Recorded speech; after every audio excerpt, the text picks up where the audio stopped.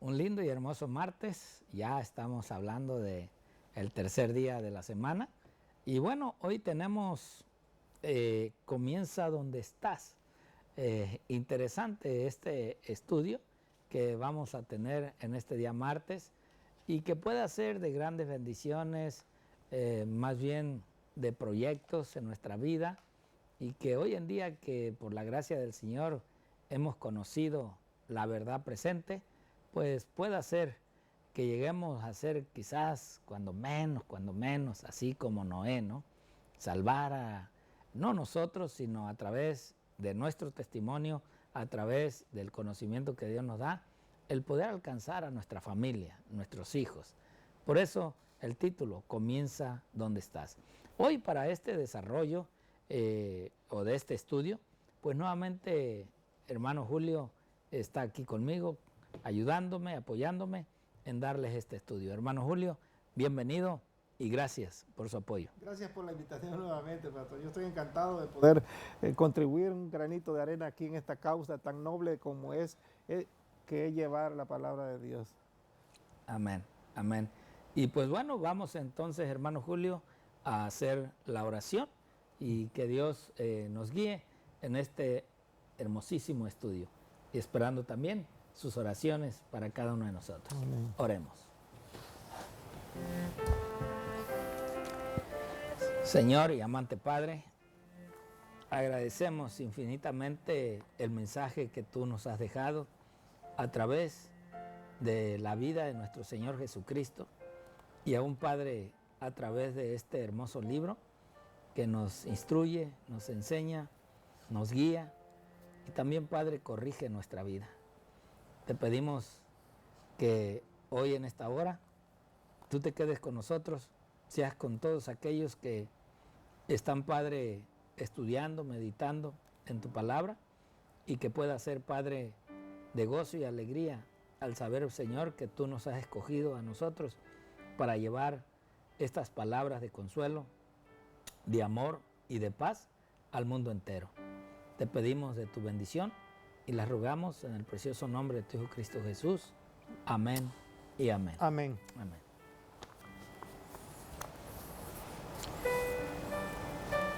Bien, hermano Julio, ¿qué nos dice la lección de este día? El título es Comienza donde estás. Comienza donde estás. ¿Qué tiene que ver esto con lo que estamos estudiando durante toda esta semana? Noten que el enfoque de todo es compartir el mensaje, buscar a las personas, tener la visión de Jesús, llevar el pan de vida a las personas hambrientas y sedientas de la palabra de Dios. Comienza donde estás.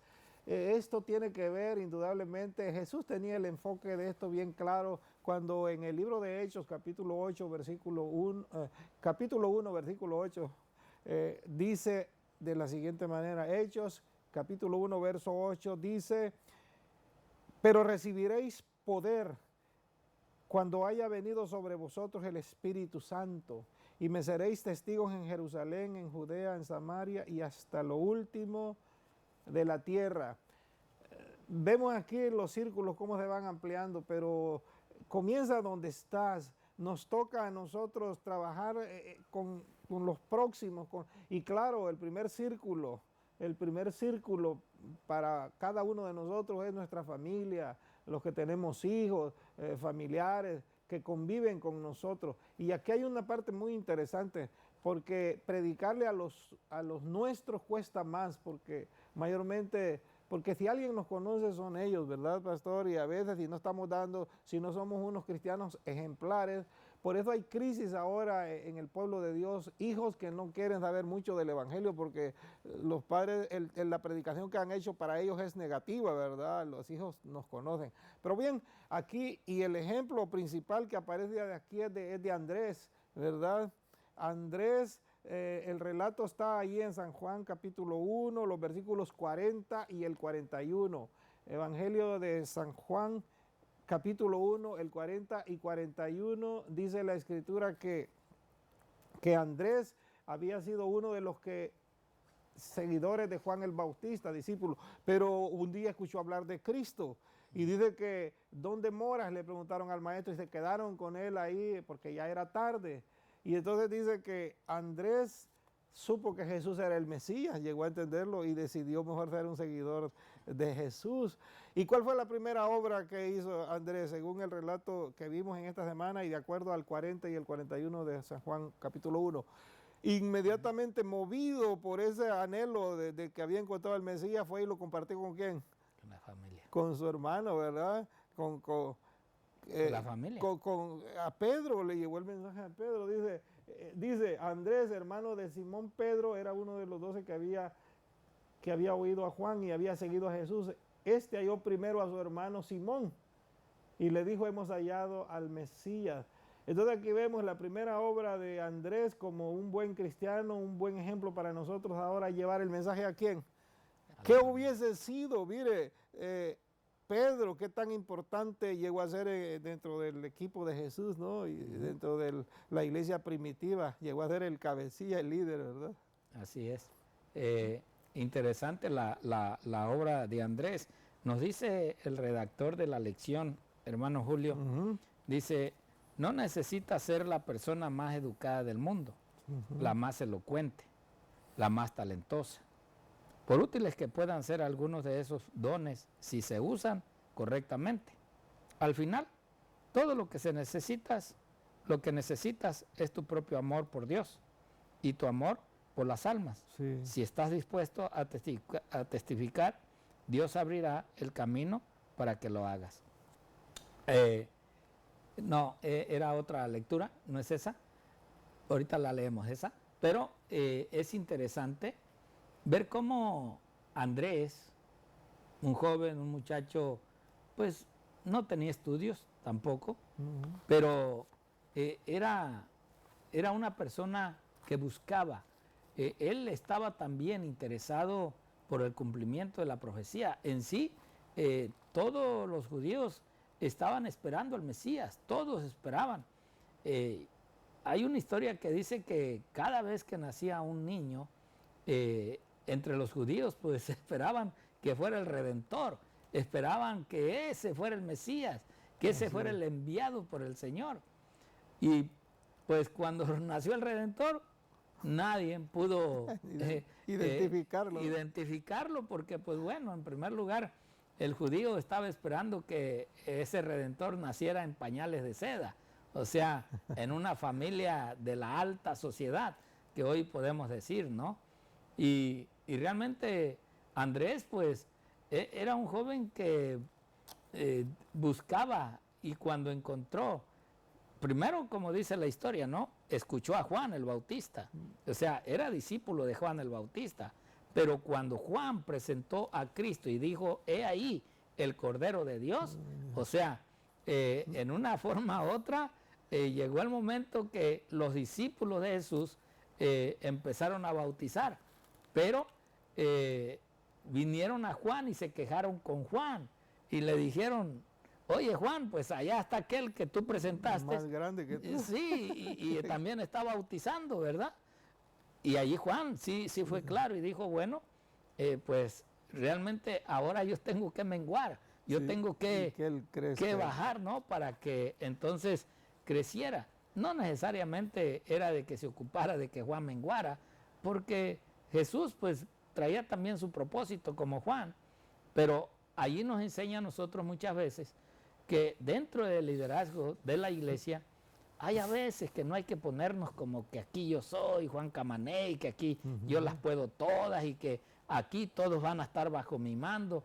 No, o sea, nosotros tenemos que aprender quizás a vivir así en pleno, o sea, vivir a una igualdad, ser con todos parejos, no que porque es el primer anciano lo tengo que tratar mejor, que porque es la secretaria, la tesorera, igual, o sea, que yo tengo que darles un mayor apoyo. No, aquí es todos por igual. Nosotros así podemos entender y comprender el propósito que tenía el Señor Jesús, aún Andrés, el ver y escuchar de que era el Mesías, de que era el de la promesa, que era el de la profecía, pues Juan lo aceptó.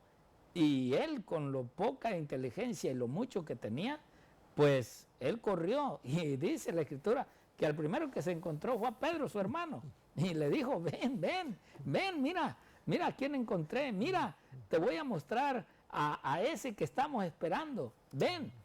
Y realmente es impresionante que hoy nosotros también a la familia, a los hijos, a los seres queridos, les digamos, mire tía, mire hermano, pariente, mire, he encontrado en la palabra de Dios lo que Dios puede hacer con nosotros, lo que Dios espera de nosotros, lo que Dios va a hacer durante estos últimos días, estos tiempos finales. ¿Está preocupado por el COVID-19? No, ni se preocupe por eso, porque vienen cosas peores. Y no las digo yo, sino lo está diciendo la palabra de Dios. Entonces es importante a través de cualquier medio nosotros poder traer o llevar el mensaje a la familia. Pastor, eso que usted dice no está en la elección, pero la gente está hablando más de esta crisis, les parece que este es el fin del mundo y han dejado de lado los eventos finales, la profecía bíblica que marca lo que viene, como usted dice. Fíjate que el caso que estamos analizando de Andrés, que fue un evangelista, un predicador, sutilmente él aplicó ese principio, predica donde estés. Y los tres relatos que menciona de Andrés, donde él aparece prominente, es en San Juan capítulo 1, San Juan capítulo 6 y el San Juan capítulo 12. Los menciono, hemos estado comentando el primero, los menciono y después comentamos los otros dos, pastor. Muy interesante. Andrés en el capítulo 1 hizo la gran y maravillosa obra de decirle a su hermano, y como el pastor dice, no necesitamos tener gran preparación. Con palabras sencillas él convenció a su hermano de que fuera a entrevistarse con Jesús, y ya después Pedro se enamora de Jesús y entonces se decide a ir en pos de Cristo, y él les dice, los haré pescadores de hombres, etc. En el capítulo 6 hay otro relato. Jesús hace la alimentación de 5,000 hombres, dice ahí, indudablemente había más gente. Quizás tripliquemos esa cantidad, bajito. No, o sea, nomás cuenta los pues varones. dice 5,000 hombres sin contar los demás, habían niños y mujeres. Triplicando esa cantidad, se me quedo bajito, 15,000 que hayan sido, porque habría más mujeres y niños. Bueno, pero ¿qué nos enseña lo de Andrés en esta lección y en el relato bíblico? Que Andrés era de esas personas que se involucra con la gente con el propósito de ayudar, en ver de qué puede ser útil. ¿Cómo lo sabemos? Porque cuando Jesús le dijo a Felipe, oye, ¿cómo vamos a alimentar a toda esta gente? Claro, lo dijo para probarlo. Y Felipe dijo, Señor, ni 200 denarios ajustaría para que toda esta multitud coma un poquito. 200 denarios era como 200 sueldos de una persona. Imagínense, 200 días era mucho dinero. ¿Cuánto gana una persona en 200 días? Más de medio año ganando, pues si se dedicara pura a comprar pan no ajustaría. Pero Jesús no lo hace, él sabía lo que iba a hacer. Pero de repente aparece Andrés y ¿qué dice? Señor, aquí hay un muchacho con 5 panecitos de cebada y 2 pececitos. La pregunta es, ¿cómo sabía Andrés de este muchacho? El contexto no nos lo dice, pero podemos entender que Andrés tuvo que haber conversado con este muchacho. Es de aquellas personas que le haber dicho, oye, qué bueno que has venido a escuchar al maestro, qué bueno que estás acá, ¿y qué traes allí? Y el jovencito le ha de haber hasta mostrado el lonchecito, porque ¿cómo sabía que traía exactamente 5 panecitos y 2 pececitos, pastor? Eso nos indica. Y entonces Andrés tuvo una relación con este muchacho, lo hizo sentir bien, le dio la bienvenida. Cuando hubo la necesidad y faltaba el alimento, ¿qué hizo? Lo lleva al muchacho delante de Cristo. Mira, este muchacho tiene algo que poner también acá, y con ese lonchecito, digamos, con ese alimento que era para un jovencito solamente, bastó y sobró para la multitud. Por la influencia de Andrés. Nosotros necesitamos aprender como Andrés. A veces llegan a nuestras congregaciones personas necesitadas de aunque sea de un saludo, que los hagamos sentir bien, y los ignoramos, los pasamos de lado. Por eso hace falta ese espíritu de Andrés, ¿no? Que hay hacerle sentir bien. ¿Cómo te llamas? Mira, yo me llamo tal, estoy para servirte. Como iglesia estamos para servir a nuestros prójimos. Y entonces, y el último relato, en el capítulo 12, vinieron unos griegos y andaban buscando por Jesús. Y se encontraron con Felipe y le dijeron, oye, ¿dónde está Jesús? Queremos hablar con él. Y Felipe no lo lleva directamente a Jesús, busca a Andrés, como que Andrés tenía experiencia en llevar a Jesús, ¿verdad? Llevó a Pedro, llevó al jovencito, y entonces Andrés da la idea, llevémoslos a Jesús. No se puso a debatir con ellos, a argumentar cosas. Estos hombres son hombres que tienen intelectuales que conocen mucho, voy a aprender de ellos. No, lo llevó a Jesús, y Jesús da un sermón para beneficio de los griegos, ¿no? Claro. También. Y claro, entendemos, ¿verdad? Porque los griegos son personas de que ellos para creer, ellos no creían por fe. Ellos para creer necesitaban verlo, tocarlo y sentirlo y decir, sí, son flores, ¿verdad? O es esto. Sí, pero si tú les hablabas de fe, no, ellos no creían, ellos necesitaban ver que realmente existía y que era. Hoy como los científicos, ¿no? No lo creo si no lo veo, así como dijo Tomás, ver para creer, ¿no? Bueno, les doy acá acerca de la historia de Andrés, la sierva del Señor, en el libro de Deseado de todas las gentes, en la página 114 y 115, dice ella, Andrés halló a su hermano y lo llevó al Salvador. Luego Felipe fue llamado y buscó a Natanael. Estos ejemplos deben enseñarnos la importancia del esfuerzo personal, de dirigir llamamientos directos a nuestros parientes, amigos y vecinos. Hay quienes durante toda la vida han profesado conocer a Cristo y sin embargo no han hecho nunca un esfuerzo personal para traer siquiera un alma al Salvador. Oiga, triste, ¿no? Hermano, esto es duro, y quizás en vez de atraerlos muchas veces los alejamos. ¿Con qué? Con nuestro carácter, con nuestra manera de ser con ellos. Usted hablaba, no sé si ayer o hoy, hablaba de que a veces la dureza que tenemos para con nuestros familiares, nuestros hijos, dice mucho, en la cual a veces los hijos se van, se retiran, ven a la iglesia como algo así que fuchi, ¿no? O sea, como que los desprecia, como que a los jóvenes no los atiende. Exactamente, pero el problema aquí es algo que nos dice algo personal, algo mío, algo que yo debo de hacer y que he dejado de hacer o que tengo que cambiar y no he cambiado. O sea, sigo con esa dureza porque así soy y quién me lo va a quitar, ¿no? O sea, en realidad no estamos ayudando porque lo que vemos en Andrés, Felipe y Pedro, hubo cambios en su vida, en su manera de ser. Sí, pastor, muy interesante los comentarios de esta sección de la lección. La última partecita de la cita que se acaba de leer dice que muchos nos llamamos cristianos, pero no hacemos, dice que no hemos hecho esfuerzo, dice, para llevar un alma a Cristo. Cuando dice esfuerzo, hay tantas formas de hacerlo. No quiere decir que vamos a dar un estudio bíblico. Le cuento algo, bueno, no me gusta hablar de mi familia, pero donde vivimos en el vecindario, una señora que contiguo a nuestra puerta de nuestro apartamento, ella vive y ella ha padecido de enfermedades siempre, no del corona, esto que viene ahora, pero llegó una ambulancia, la llevó hace como 15 días, estuvo grave, bueno, como 15 días estuvo en el hospital, muy grave, de otras cosas. Y ese un día de sábado nosotros estábamos saliendo a la puerta para irnos a la iglesia y ella estaba llegando, pero tan débil, pastor. Iba con un andador de esos así que les dan, pero casi no se tambaleaba. Le ayudamos a abrir su puerta para poder entrar y mi esposa me dice, aguanta un momentito.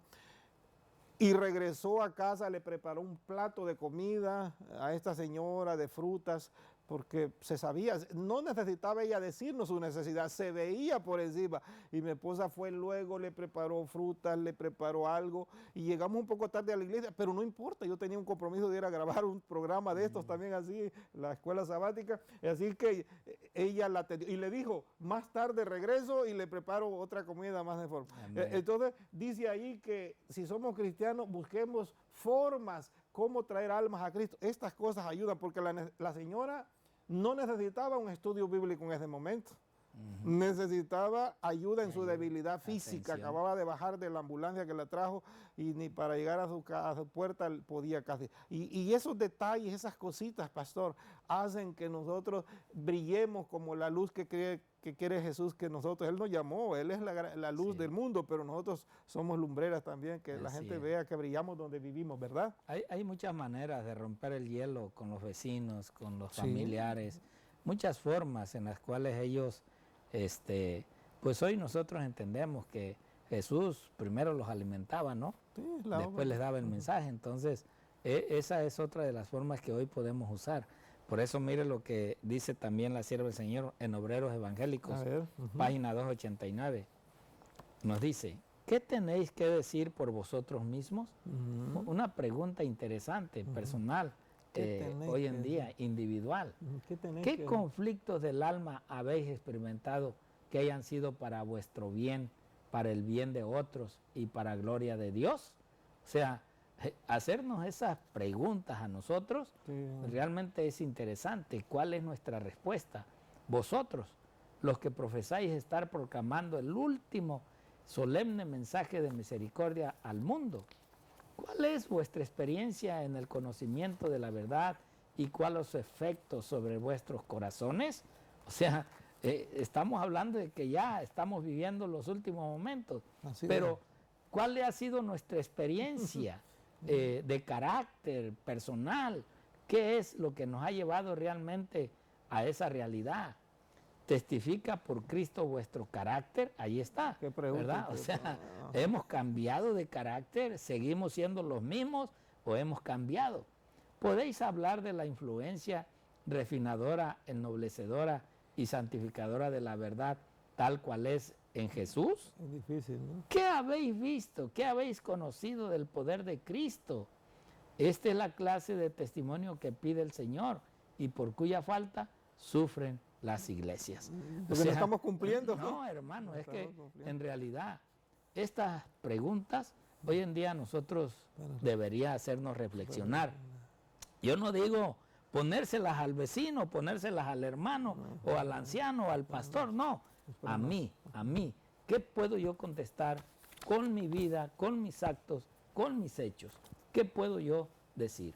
Y hoy, pues con estas preguntas te vamos a dejar y te Amén. vamos a invitar para que tú realmente empieces a ver dónde empieza o comienza tu elección para con el Señor. Dios te bendiga y Amén. Dios te guarde.